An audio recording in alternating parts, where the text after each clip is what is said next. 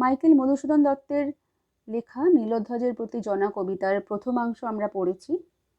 সেখানে আমরা এমন একটা পরিবেশ তো দেখতে পাচ্ছি যেখানে রাজা নীলধ্বজ এবং তার রানী জনা তাদের একমাত্র সন্তানকে হারিয়েছেন এবং মাহেশ্বরী পুরীতে একটা সমস্ত পুরী যুদ্ধ সাজে সজ্জিত হচ্ছে এবং জনা তার স্বামীকে বলছেন যে যে মানুষ, যে শত্রু তার সন্তানকে হত্যা করেছে তার প্রতিবিধান হোক, সে উপযুক্ত শাস্তি পাক এবং তাকে এই ধরাধামে তার বেঁচে থাকার কোনো অধিকার নেই, তাকে নাশ করা হোক। এইরকম একটা অবস্থার মধ্যে দিয়ে প্রথম অংশটা শেষ হয়েছিল, মানে আগের পার্টটা শেষ হয়েছিল। আমরা এবার শুরু করছি। একদম প্রথম শব্দটা হায়। এই যে হাহাকার, প্রথমে মনে হতে পারে যে এটা সন্তান বিয়োগের হাহাকার, তা কিন্তু নয়। জনা স্বগতোক্তি করছেন হায় পাগলিনী জনা, যে পুরোটাই জনার কল্পনা ছিল। আসলে কি হয়েছে? তব সভা মাঝে নাচিছে নর্তকী আজি, গায়ক গাইছে উথলিছে বীণাধ্বনি, তব সিংহাসনে বসিছে পুত্রহার রিপু মিত্রতম এবে, সেবিছ যতনে তুমি অতিথি রতনে। আমি প্রথমেই বলেছিলাম যে প্রত্যেকটা শব্দের মানে যদি বোঝা যায় তাহলে কবিতাটা বুঝতে কোনোই অসুবিধা হবে না। তব মানে তোমার, সভা মাঝে মানে তোমার এই রাজসভার মধ্যে নর্তকী নাচ করছে। আজকে তোমার সভা মাঝে নর্তকী নাচ করছে, গায়ক গান গাইছে এবং বীণা, বীণা একটা যন্ত্র, বাদ্যযন্ত্র, বীণার ধ্বনি উথলে উঠছে। অর্থাৎ ওই যুদ্ধের দামামা নয়, এখানে যে আওয়াজ ধ্বনিত হচ্ছে সেটা বীণার শব্দ, সেটা গায়কের গান, নর্তকী নাচ করছে। অর্থাৎ সমস্ত কিছু নিয়ে সভাটা একদম উৎসবে মুখরিত হয়ে উঠেছে। তব সিংহাসনে বসেছে পুত্র হা রিপু, তোমার সিংহাসনে আজকে কে বসেছেন? রিপু অর্থাৎ শত্রু, পুত্র হা, হা মানে পুত্র হন্তা, যে পুত্রকে হত্যা করেছে সেই চরম শত্রু তিনি, এবে মানে এখানে, এমন ভাবে, যে কোনোভাবেই এবে শব্দটা ব্যবহার করতে হতে পারে, এমন, এখানে মিত্রতম, সেই পুত্র হন্তা, পুত্র হত্যাকারী শত্রু তিনি এমনভাবে সিংহাসনে বসেছেন যেন তিনি মিত্রতম অর্থাৎ মিত্রদের মধ্যে সর্বোত্তম অর্থাৎ শ্রেষ্ঠ বন্ধুরূপে তিনি তোমার সিংহাসনে বসেছেন এমন অবস্থাতে। সেবিছ যতনে তুমি অতিথি রতনে, আর তুমি রাজা, তুমি তাকে সেবা করছো অতিথি হিসাবে। অতিথি নারায়ণ আমরা জানি, এখানে শ্রেষ্ঠ অতিথি, অতিথি রত্নকে তুমি যেন সেবা করছো। অর্থাৎ যে ছবিটা আমরা এর আগে দেখেছি ওটা জনার কাল্পনিক, অর্থাৎ ওটাই হওয়ার ছিল, ওই রকম একটা পরিস্থিতি হওয়ার ছিল, ওই রকম একটা ছবি আমাদের দেখার ছিল, কিন্তু আসলে তা হয়নি। রাজা নীলধ্বজের সভার এখন একটা অন্যরকম ছবি, যেখানে অর্জুন সিংহাসনে বসেছেন আর তাকে সন্তুষ্ট করার জন্য নানা রকম নৃত্যগীতের আয়োজন করা হয়েছে। কি লজ্জা, দুঃখের কথা হয় কবকারে, এখানটা একটু দাগ দিয়ে রাখবে, এটা খুব ইম্পর্টেন্ট। এটা অত্যন্ত লজ্জার কথা, এটা অত্যন্ত দুঃখের কথা। জনা বলছেন এই রকম একটা দুঃখের কথা আমি কাকে বলবো? হতজ্ঞান আজি কি হে পুত্রের বিহনে, মাহেশ্বরী পুরীশ্বর নীলধ্বজ রথী। তিনি বলছেন যে আজকে কি, আজি কি হে, আজকে কি পুত্রের বিহনে, বিহনে শব্দের অর্থ পুত্রকে হারিয়ে, পুত্রের বিরহে মাহেশ্বরী পুরীর ঈশ্বর স্বরূপ অর্থাৎ মাহেশ্বরী পুরীর রাজা নীলধ্বজ, তিনি রথী অর্থাৎ তিনি যোদ্ধা, যোদ্ধা অর্থাৎ তিনি ক্ষত্রিয়, তিনি কি এই হেন একটা আচরণ করছেন, তার মানে তিনি কি হতজ্ঞান হয়েছেন, তিনি কি তার জ্ঞান হারিয়েছেন, না হলে তিনি কিভাবে এমন আচরণ করবেন? এখানে একটা জিনিস লক্ষণীয়, যে জনা কিন্তু তার স্বামীকে কোনো রকমভাবে তিরস্কার করলেন না। তিনি মনে করছেন যে পুত্রকে হারিয়ে যেন নীলোধ্বজের জ্ঞান হারিয়ে গেছে, তাই তিনি এই রকম একটা কাজ করতে পারছেন। তারপরে দেখো, যে দারুণ বিধি রাজা আধারিলা আজি রাজ্য হরিপুত্র ধরে, হরিলাকে তিনি জ্ঞান তব। যে দারুণ বিধি অর্থাৎ বিধাতা ঈশ্বর, তিনি দারুণ।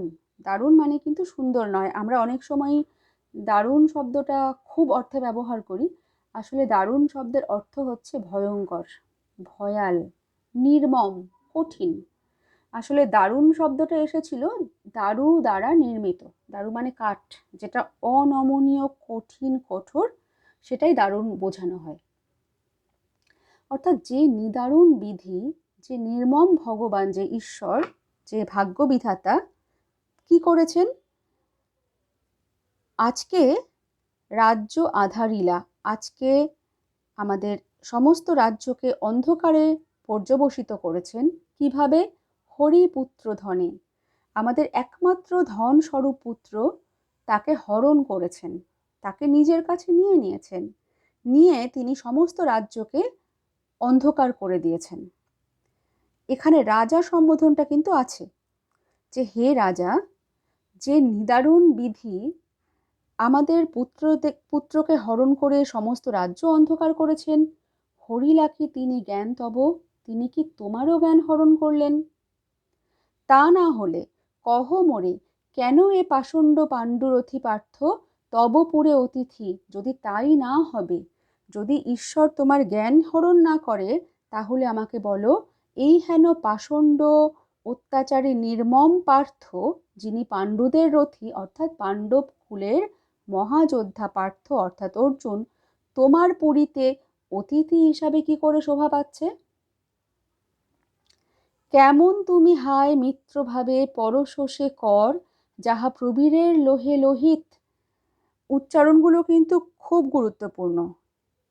কিভাবে তুমি হায় মিত্রভাবে পরশ সে কর, কর মানে হাত, সেই হাত তুমি কিভাবে স্পর্শ করছো, যে হাত প্রবীরের লোহে লোহিত, অর্থাৎ যে হাতে প্রবীরকে হত্যা করা হয়েছে, যে হাত প্রবীরের লৌহ মানে হচ্ছে রক্ত, প্রবীরের রক্তে রাঙা হয়েছে, লাল হয়েছে যেই হাত, সেই হাত তুমি কেমনভাবে বন্ধুত্ব সুলভভাবে স্পর্শ করলে, এই প্রশ্ন তুলছেন জনা।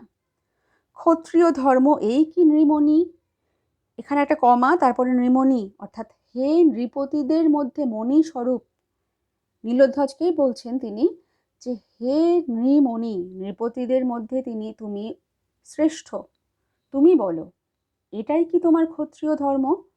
এই যে প্রশ্নটা, তার মানেই বোঝা যাচ্ছে এটা তো ক্ষত্রিয় ধর্ম নয়। তুমি তাহলে কিভাবে এটা পালন করছো? তুমি কিভাবে এমন একটা কাজ করলে? কোথা ধনু, কোথা তুন, কোথা চর্ম অসি? তোমার ধনুক কোথায়, তোমার তুন কোথায়, তোমার চর্ম অসি কোথায়? এই প্রত্যেকটা বোঝো। ধনু মানে হচ্ছে ধনুক অর্থাৎ তীর, যেই জায়গাটাতে তীরগুলো রাখা থাকে, এই যে যারা যোদ্ধা রাজা, তোমরা দেখেছো কোনো ছবি টবিতে, যে পিঠে একটা জায়গায় তীরগুলো রাখা থাকে, সেটা হচ্ছে তুন। চর্ম অসি, কোমরে যেখানে তরোয়ালটা থাকে, তরোয়ালের যে খাপটা যার মধ্যে রাখা হয়, সেইটা আসলে আগে প্রথমে চামড়া দিয়ে তৈরি করা হতো, পরবর্তীকালে ওটা নানা ধাতব জিনিসে তৈরি হয়েছে, কিন্তু জিনিসটার নাম চর্মই থেকে গেল। যে তুমি তোমার সন্তানকে হারিয়েছো, তোমার এখন শত্রুকে চরম শাস্তি দেওয়ার কথা, তুমি সেগুলো না করে যা করছো তা তোমাকে মানাচ্ছে না। এটা কি তোমার ক্ষত্রিয় ধর্ম? তোমার ধনুক কোথায়, তুন কোথায়, তোমার তরোয়াল কোথায়, তরবারি কোথায়? না ভেদে রিপুর বক্ষ তীক্ষ্ণতম স্বরের রণক্ষেত্রে মিষ্টালাপে তুষিছ কি তুমি কর্ণতার সভাতলে? তোমার কি করা উচিত ছিল? না ভেদি মানে ভেদ করে, ভেদি মানে বিদীর্ণ করা, ভেদ করা। রিপুর বক্ষ, রিপু মানে শত্রু, বক্ষ মানে বুক, তীক্ষ্ণ মানে সুতীক্ষ্ণ স্বরে তীরের মাধ্যমে রণক্ষেত্রে। অর্থাৎ রণক্ষেত্রে তোমার এখন শত্রুর বক্ষ স্বর দিয়ে ভেদ করা উচিত ছিল, সেটা না করে তুমি কি করছো? মিষ্টালাপে তুষিছকি তুমি কর্ণতা সভাতলে, তুমি তার কানে নানা রকম তোষামোদ করছো, সুন্দর সুন্দর কথা বলছো, তাকে খুশি করার কথা বলছো, খুশি করার চেষ্টা করছো। কি কহিবে কহ।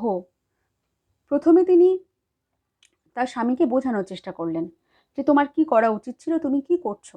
তারপরে তিনি বলছেন যে কি কহিবে কহ, যবে দেশ দেশান্তরে জনরব লবে এ কাহিনী। কি কহিবে ক্ষত্রপতি যত, যখন দেশে দেশান্তরে এই কাহিনী যাবে, কথাটা ছড়িয়ে যাবে, তখন তুমি বলো অন্যান্য যে সমস্ত রাজারা আছে তারা কি বলবে, তারা তো নিন্দা করবে। এই বলে তিনি তার স্বামীকে তার জ্ঞান আনার চেষ্টা করছেন, তার বাস্তব বোধ ফেরানোর চেষ্টা করছেন। অর্থাৎ জনা তার মধ্যে লোকলজ্জার একটা ভয় জাগানোর চেষ্টা করছেন, যে তুমি একজন শ্রেষ্ঠ রাজা, তুমি ক্ষত্রপতি, তুমি ক্ষত্রিয় নৃপতি, তুমি যুদ্ধের সমস্ত কিছু জানো, তুমি জানো যে কি করা উচিত। এখন না হয় তোমার কোনো রকমভাবে জ্ঞান হত হয়েছে, হয়তো পুত্রকে হারিয়ে তোমার ঠিকমতো তোমার জ্ঞান লোপ পেয়েছে, অর্থাৎ তোমার জ্ঞান হয়তো ঠিকমতো কাজ করছে না। কিন্তু যখন এই কথাটা অন্যান্য দেশে জনরবে পরিণত হবে, একের মুখ থেকে আরেকটা মুখে এই গল্প ছড়িয়ে যাবে, তখন তুমি বলো অন্যান্য যত ক্ষত্রপতি আছে, অন্যান্য যত নৃপতি আছেন, তারা কত নিন্দা করবে। এটা তো অত্যন্ত লজ্জাজনক বিষয়। এই বলে তিনি স্বামীর মধ্যে বাস্তব বোধ জাগানোর চেষ্টা করলেন। তারপর দেখো, নরনারায়ণ জ্ঞানে শুনিনু পূজিছ পার্থে, রাজা ভক্তিভাবে একই ভ্রান্তি তব। শুনলাম তুমি পার্থকে, হে রাজা, তুমি অর্জুনকে নরনারায়ণ জ্ঞানে সেবা করছো, পুজো করছো, এটা আমি শুনলাম। একই ভ্রান্তি তব, এটা তোমার কিরকম ভ্রান্তি, কিরকম ভুল কাজ তুমি করছো। হায় ভোজবালা কুন্তি, কে না জানে তারে শৈরিনী। প্রথমে তিনি স্বামীর মধ্যে প্রকৃত বোধ জাগানোর চেষ্টা করলেন, তারপরে তিনি লোকলজ্জার ভয় দেখালেন, এবার তিনি ব্যক্তিগতভাবে আক্রমণ করতে শুরু করলেন কুন্তি এবং তার পুত্র অর্জুনকে। তিনি বলছেন যে ভোজ রাজার কন্যা কুন্তি, কে না জানে তারে শৈরিনী।